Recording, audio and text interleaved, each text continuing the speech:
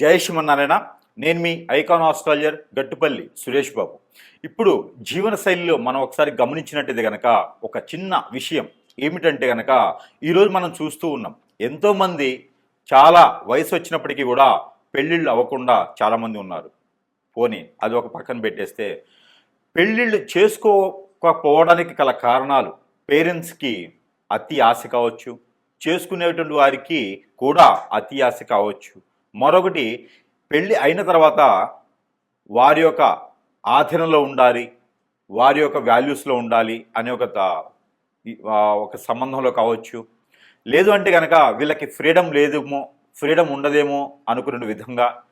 అన్నిటికన్నా ముఖ్యమైనటువంటి విషయం ఏంటంటే కనుక పెళ్లి కాకముందే ఒక రకమైనటువంటి బంధంలో ఉండిపోవటం, ఆ బంధానికి విడిపోలేనటువంటి తత్వం, ఇవన్నీ కూడా మనకి గమనిస్తూ ఉన్నాం. కానీ వీటన్నిటితో పాటు మరొక విషయం ఏంటంటే కనుక అటో ఇటో చేసి పెళ్లి చేసుకుంటారు, పెళ్ళి అవుతుంది.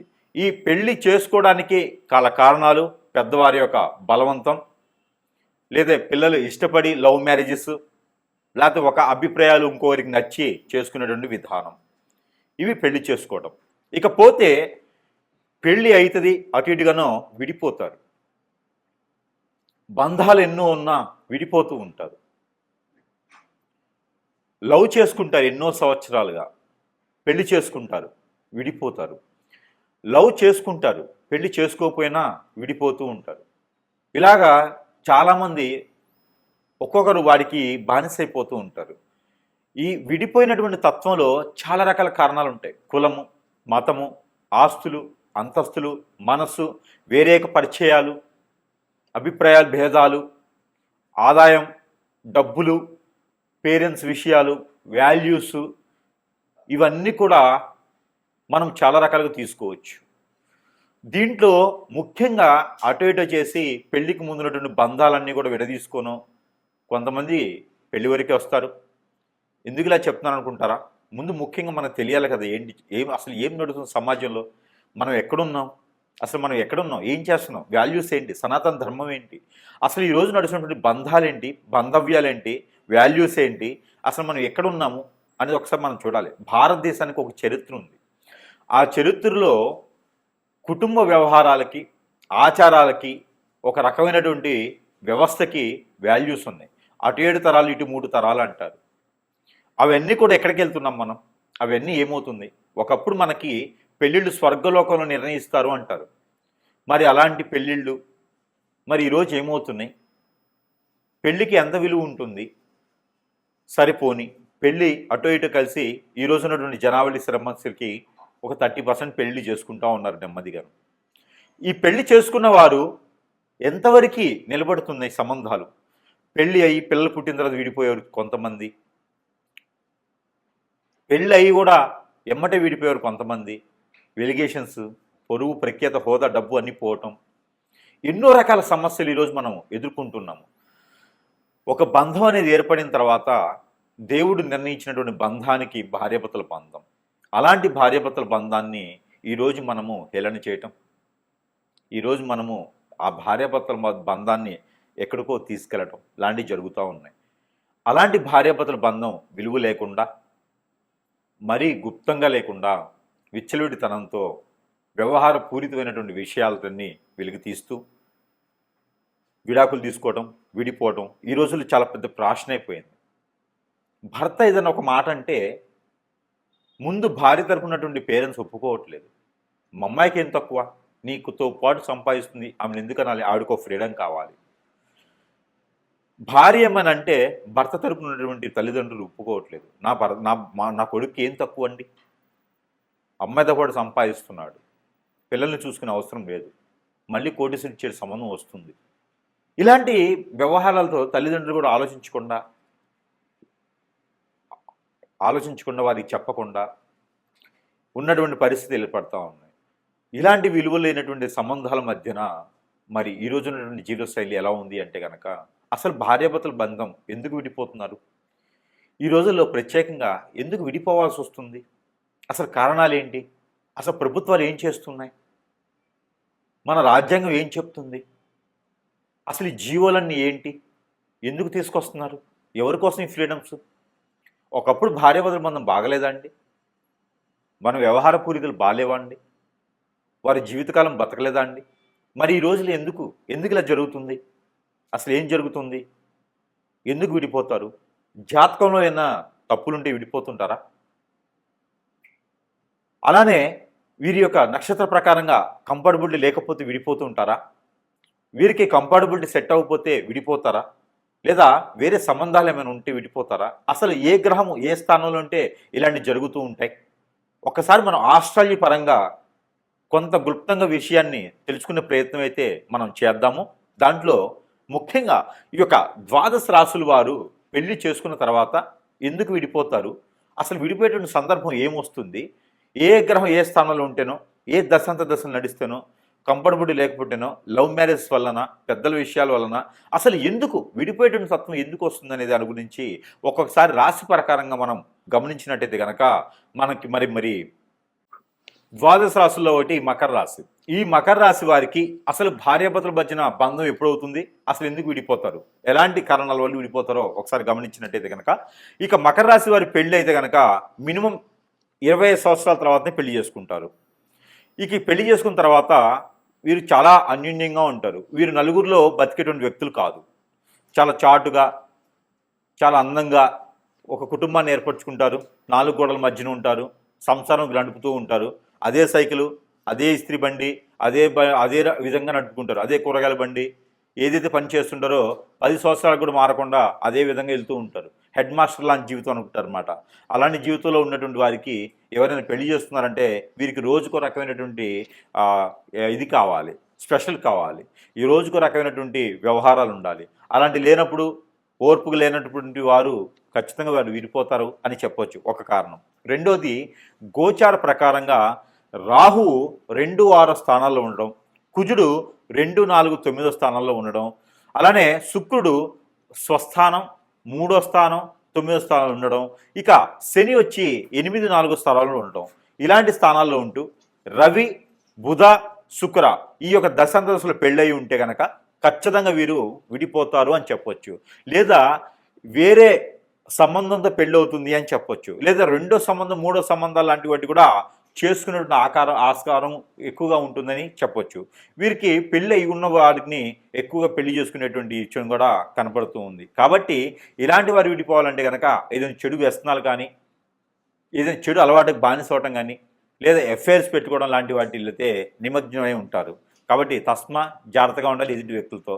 మీకున్నటువంటి పొరుగు, ప్రఖ్యాత, హోదా, డబ్బు, పలుకుబడి అన్నీ కూడా బొగ్గు పాలవుతాయి. కాబట్టి మీరందరూ కూడా చాలా జాగ్రత్తగా ఉండాలి మకర రాశి వారు. ఎందుకంటే మీ మీద గ్రహాలు కూడా ఒక పక్కన ఫైట్ చేస్తూ ఉంటాయి. ఒక పక్కన మనుషులు, ఒక పక్కన పెళ్లి చేసుకునేవారు ఎలా భరించారు కదా మీరు. కాబట్టి కొంతమేర జాగ్రత్తగా ఉండాలి. ఆస్తులు, అంతస్తులకు ఇచ్చేవారికి పక్కన పెట్టేయండి. మిమ్మల్ని నమ్మేవారిని మిమ్మల్ని దగ్గర చేసుకునే దానికి ప్రయత్నం చేయండి. ఇక అన్ని రకాల ఇబ్బందులు తొలగేదానికి అయితే కనుక మీ మీద చెడు క్రియ కూడా జరిగి ఉండొచ్చు. ఎందుకంటే మకర రాశి వారు చూడటానికి చాలా సాదాసీదాగా అందరిని ఆకట్టుకునే తత్వంతో ఉంటారు. కాబట్టి అందరిని మంచి కోరాలి, అందరితో మంచి ఉండాలనుకుంటారు. కాబట్టి ఖచ్చితంగా మీకు ఏదన్నా ఎవరైనా మీ మీద కన్ను కూడా వేసి ఉండొచ్చు. చాలా జాగ్రత్తగా ఉండాలి. ఈ రోజుల్లో అయితే బాగలేదు. కాబట్టి మీ ఇంట్లో కూర్చుంటూనే, మీ చుట్టూ ఉంటూనే మీ శ్రేయోభిలాషులు మీ కన్ను వేస్తారు. వారి వల్లనే ఇబ్బంది కలుగుతుంది మీకు. కానీ ఆస్తుల కోసమో, వాల్యూస్ కోసం అనుకుంటారు. చివరికి అన్ని రకాలు కోల్పోతూ ఉంటారు. మకర రాశి వారు తస్మ జాగ్రత్తగా ఉండండి. మీ యొక్క చైతన్యం, మీకు ఎప్పుడో ఒకసారి వచ్చిన గ్రహాలు అవన్నీ కూడా మీకు పటాపంచలు అవ్వడానికి ఆస్కారం ఉంది. కాబట్టి ఆ మేర ప్రయత్నం చేయండి.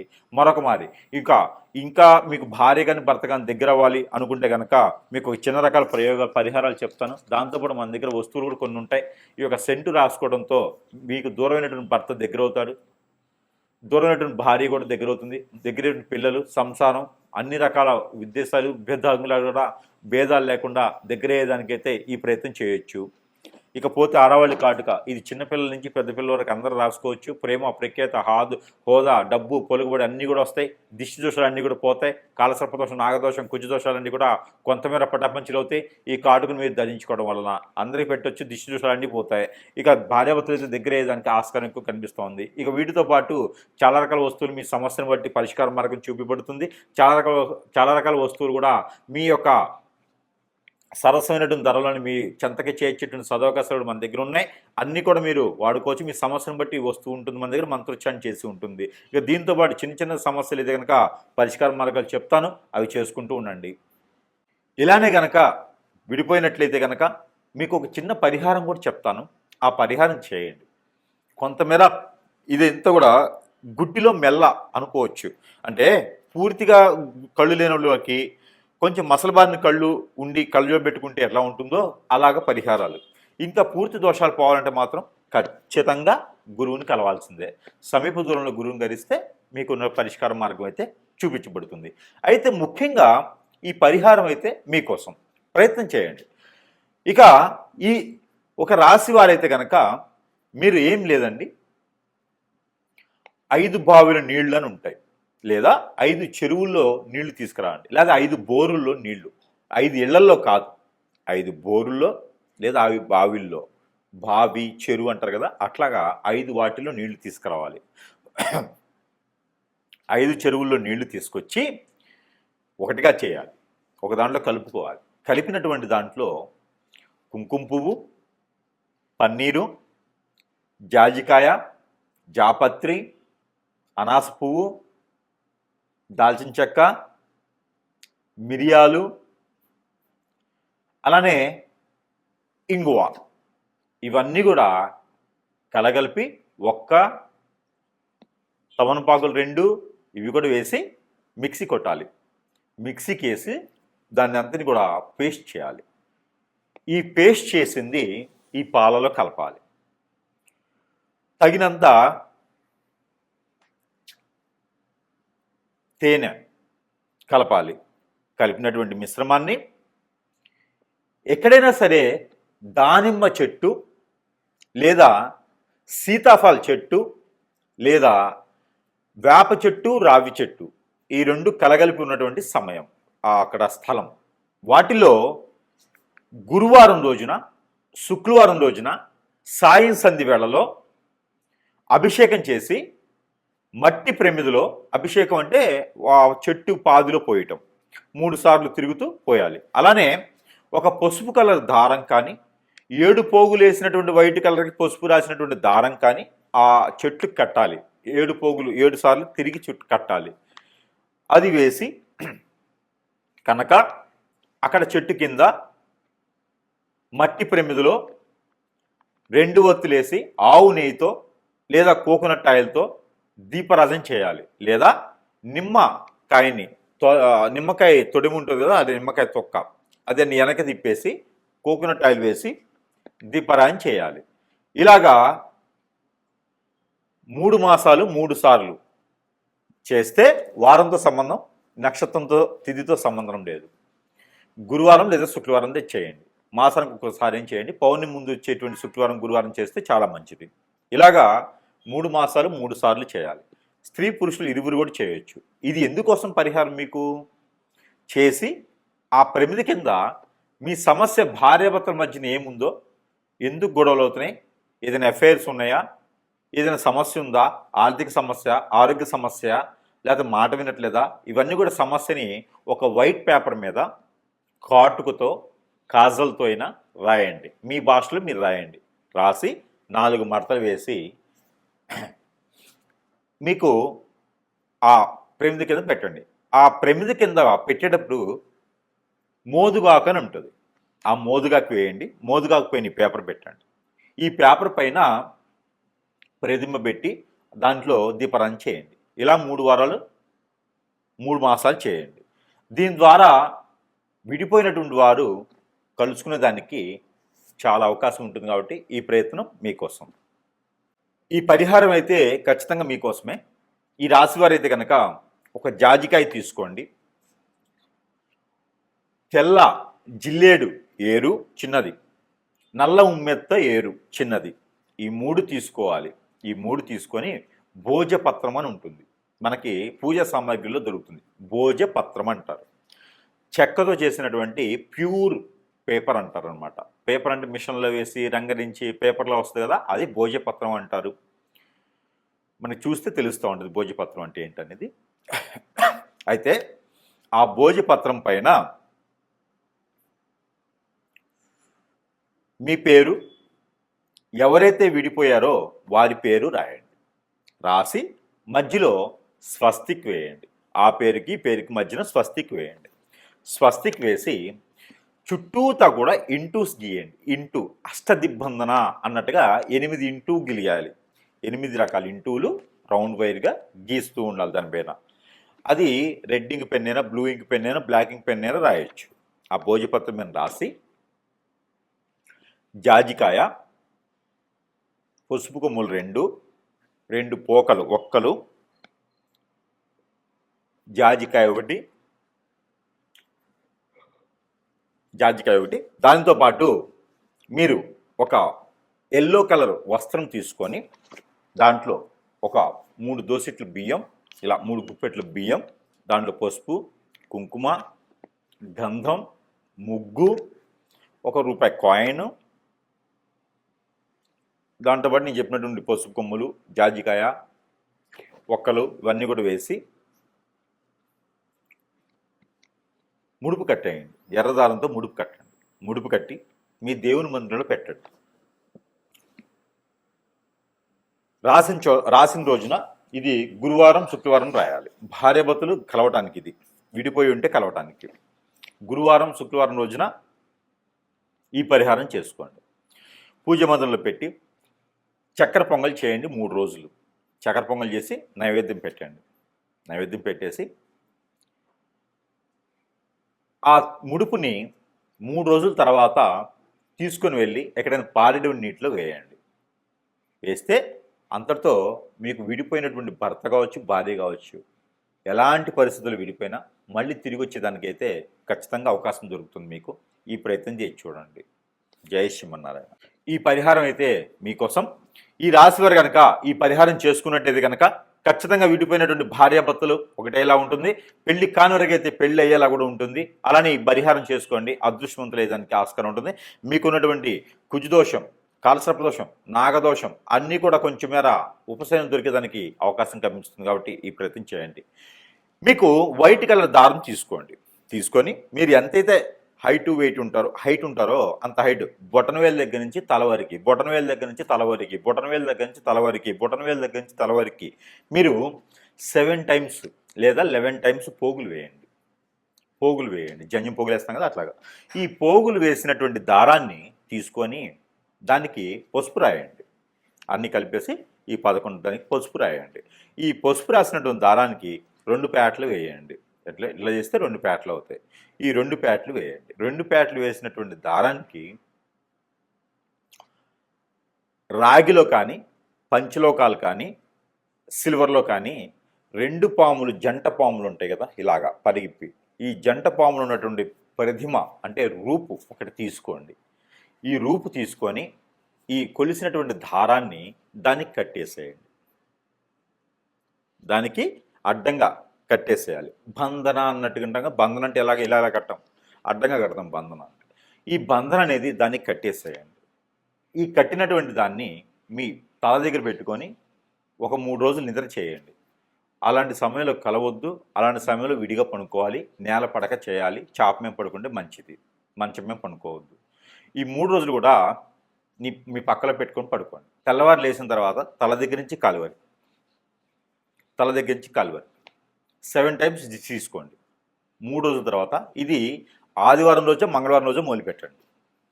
ఈ 3 రోజులు సాయం సంధ్య వల్ల మొదలుపెట్టండి. ఈ 3 రోజులు నాన్ వెజ్ భుజించకండి. వెజ్లో కూడా ఆలు, గోంగూర, వంకాయ, పొట్లకాయ తినకండి. ఆలు, గోంగూర, వంకాయ, పొట్లకాయ ఇవి తినకండి. నాన్ వెజ్లో ఫిష్ కానీ, మటన్, చికెన్ ఏం తినొద్దు. మామూలు శాకాహారిగా ఉండండి. పాలు కూడా తాకండి. ఎగ్స్ కూడా తినకండి. ఈ 3 రోజులు దీప నైవేద్యాలు పెట్టండి స్వామివారి దగ్గర. ఏ ఆలయానికి వెళ్ళే అవసరం లేదు, మామూలుగా అయితే వెళ్ళండి. ఇక ఈ ప్రతిమ తీసుకెళ్ళి ఎక్కడైనా మీకు పారెడు నీరు ఉంటే అక్కడ ఒక కొబ్బరికాయ తీసుకొని వెళ్ళండి. ఆ కొబ్బరికాయ కొట్టేసి అక్కడే మీకు చెరువు దగ్గరగా కొబ్బరికాయ కొట్టేసి ఆ నీళ్లు తీసేసి ఆ 2 చిప్పల మధ్యలో ఈ పడగ ఏదైతే ఉందో రాగిది కానీ, పంచలోకాలు కానీ, సిల్వర్ కానీ తీసుకున్నటువంటి పడగ కట్టినటువంటి బంధనం కట్టేసి మీ దగ్గర పెట్టుకుని పడుకుంటారు కదా, ఆ పడగ తీసుకొని కట్టేసేయండి. కట్టేస్తారు కదా, ఆ కొబ్బరి చిప్ప లోపల పెట్టేసేయండి. పెట్టేసి దానికి నల్లని దారం లేదా ఎర్రని దారం కట్టేసి దాన్ని మళ్ళీ ఫిల్ చేసేసేయండి. 2 అతికిచ్చేసి దాని లోపల ఈ నాగపడిగలది పెట్టేసి కట్టేసేయండి. ఆ కట్టినటువంటి కొబ్బరికాయ పారేడు నీటిలో కానీ నిలువున్నట్టు కుంటలు వాటి ఉంటాయి కదా, వాటిలో కానీ వేసేసేయండి. వేసేసి వేయటం ద్వారా మీకున్నటువంటి దిష్టి దోషాలే కాదు, కాలసర్పదోషం నాగదోషమే కాదు, భార్యాభర్తలు విడిపోవడానికి ఎలాంటి సకల దోషాలు ఉన్నా కూడా ఇలా చిటికలో పరిశాపంచలు అవుతాయి. ఈ ప్రయత్నం చేస్తే మీ భర్త మీ దగ్గరికి వస్తారు, మీ భార్య మీ దగ్గరికి వస్తుంది. ఈ రెమెడీకి మాత్రం గురువుగారికి ఎంత ఇచ్చినా తక్కువే.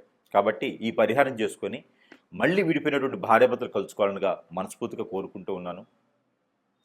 చిన్న జీవితం, బొగ్గుపాలు చేసుకోకండి. భార్యాభర్తలు ఎల్లకాలం కలుసుకునేలాగా ప్రయత్నం చేయండి. ఈ పరిహారం చేసుకొని అదృష్టవంతులు అవ్వండి. జై శ్రీమన్నారాయణ. ఈ పరిహారం ఈ రాశి వారు చేసుకున్నట్టయితే కనుక ఖచ్చితంగా మీకు విడిపోయినటువంటి భార్య మళ్ళీ రావాలని మనస్ఫూర్తిగా ఉందా, ఈ పరిహారం చేయండి. విడిపోయినటువంటి భర్త అతనే కావాలని మీకు అనిపిస్తే కనుక ఖచ్చితంగా ఈ పరిహారం చేయండి, వచ్చేస్తాడు. ఏమిటంటే ఒక రాగి పాత్ర తీసుకోండి, చెమ్ము, గ్లాసు, పాత్ర ఏదైనా తీసుకోండి. తీసుకొని దానిపైన మూత ఉంటుంది కదా, ఆ మూత కింద పెట్టండి. సింహద్వారానికి లోపల నుంచి బయటికి వస్తూ ఉంటే రైట్ సైడ్లో ఉండాలి. బయట నుంచి లోపలికి వెళ్తుంటే లెఫ్ట్ సైడ్లో ఉండాలి. గడప పక్కన ముందు అంటే లోపల మనం బయటికి వెళ్ళే దారిలో గడప పక్కన లోపల నుంచి బయటకు వస్తుంటే రైట్ సైడ్. కింద ప్లేట్ పెట్టి దానిపైన భోజపత్రం లేదా మోదుగాకు అంటారు కదా, మోదుగాకు వేయండి. మోదుగాకు పైన మూత పెట్టేసేయండి. చిన్న ఇట్లా ఇట్లా పెట్టేసేయండి మూత ఎలికల. దాంట్లో పాత్ర, గ్లాసు, చెమ్ము ఏదో ఒకటి పెట్టేసి దాని లోపల నీళ్లు వేయండి. నీళ్లు వేసి దాంట్లో మందార పువ్వు ఒకటి, రోజ్ పువ్వు ఒకటి వేయండి. ప్రతిరోజు నీళ్లు మార్చండి, పువ్వులు మార్చండి. దాంట్లో ఒక జాజికాయ వేయండి. మిరియాలు ఒక 4 వేయండి. తెల్ల ఆవాలు ఒక 4 వేయండి. మెంతులు ఒక 4 వేయండి. ఇవి వేసి నీళ్ళు అక్కడ పెట్టేయండి. ప్రతిరోజు కూడా ఉదయించే సూర్యునికి నీళ్లు ఆర్జనివ్వండి. ఇది వేరు, ఇది వేరు, 2 చేయండి. ఈ 2 చేస్తూ నాగపడిగలు కానీ, మానసదేవి అమ్మవారు కానీ, సుబ్రహ్మణ్య స్వామివారు కానీ, పుట్ట దగ్గర కానీ, కుమారస్వామి, అయ్యప్పవారి స్వామి, ఇక్కడ ఈ ఆలయాల్లో మాత్రమే మీరు చలిబిడి అంటే అందరికీ తెలుసా? తెలియకపోతే బియ్యం పిండి, బెల్లం కలిపినటువంటి బియ్యం పిండిలో సజ్జలు ముందు రోజు నానబెట్టి, ఒక 2 గుప్పెళ్ళు సజ్జలు నానబెట్టి అవి ఒక వస్త్రంలో, కాటన్ వస్త్రంలో కడితే చిన్న చిన్న మొలకలు వస్తాయి. తెల్లవారిన తర్వాత ఓ 4 గంటలు నానిన తర్వాత కడితే మొలకలు వస్తాయి. ఆ మొలకలు వచ్చినటువంటి సజ్జల్ని ఈ చలిబిడిలో కలపండి. బియ్యం పిండి, బెల్లం కలిపినటువంటి పిండిలో కలిపేసి అక్కడ స్వామివారికి నైవేద్యం పెట్టండి. ఏ సమస్య అయితే భార్యాభర్తల మధ్య ఉందో ఆ సమస్య విడిపోవాలని. ఇవన్నీ కూడా మీరు ఒక 21 రోజు చేయండి. ఖచ్చితంగా విడిపోయినటువంటి భార్యాభర్తలు ఖచ్చితంగా కలుసుకుంటారు. ఇలా చిటికలో అయిపోతుంది. కోర్టు వరకు వెళ్ళినటువంటి సమస్యలు కూడా పటాపంచలైపోతాయి. ఈ ప్రయత్నం చేసి చూడండి. జై శ్రీమన్నారాయణ.